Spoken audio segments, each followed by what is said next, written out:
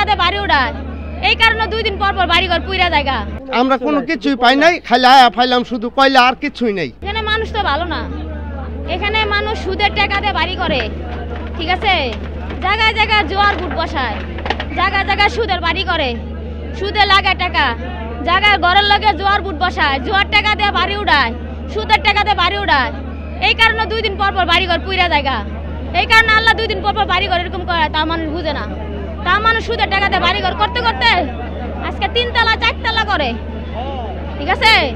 মানুষ রিক্সা চালা টাকা আনে, সেই টাকা যে মানুষ সুদে জোয়ার বুটে টাকা দিয়ে আয় পরে, বউ পোলাপান না খায় থাকে। সব শেষ, মানে লোকগুলো যে বের হয়েছে এটাই বেশি, মানে কিছু নেওয়ার মতন হয়ে নাই। যার যার বাচ্চা কাচ্চা নিয়ে বের হয়েছে এটাই, বের হওয়ার মতন কোনো নাই। এই যে এগুলো আগুন লাগার পর উপর থেকে ওই পানি দেওয়ার পর এগুলো নিববে, এখনো তো আছে কোনো কোনো জায়গায় একটু একটু পানি আগুন আছে, এগুলো পানিতে না নিবেলে তো আরো। ওই যে ওই জায়গায় একটু আগুন ছিল, ওই জায়গা থেকে আবার এখন বাড়তেছে এরকম। এখন ফায়ার সার্ভিস তো আসছে আরো দেরি করে। সানশাইন আটা ময়দা সুজি, ভালোবাসায় তৈরি।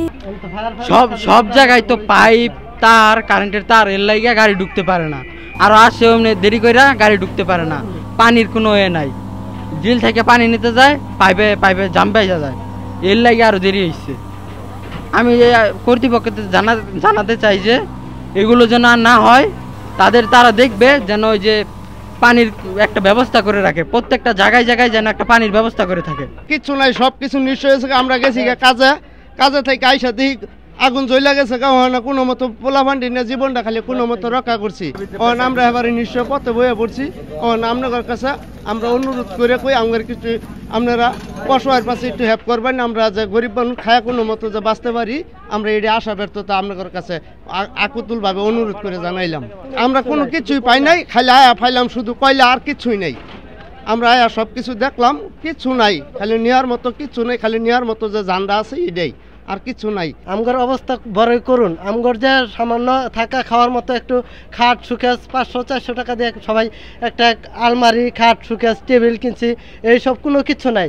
পরনের কাপড় পর্যন্ত নিয়ে বের হতে পারি নাই, আগুনে সব কিছু শেষ হয়ে গেছে গা। এখন আমগর যে এই মুহূর্তে খানা দানা এই সেই কোনো ব্যবস্থা কিছু নাই। এখন আল্লাহ জানে কি খাবো কি পরবো, আল্লাহর উপর ভরসা। এখন আমাদের আর বাকি কিছু রইল না।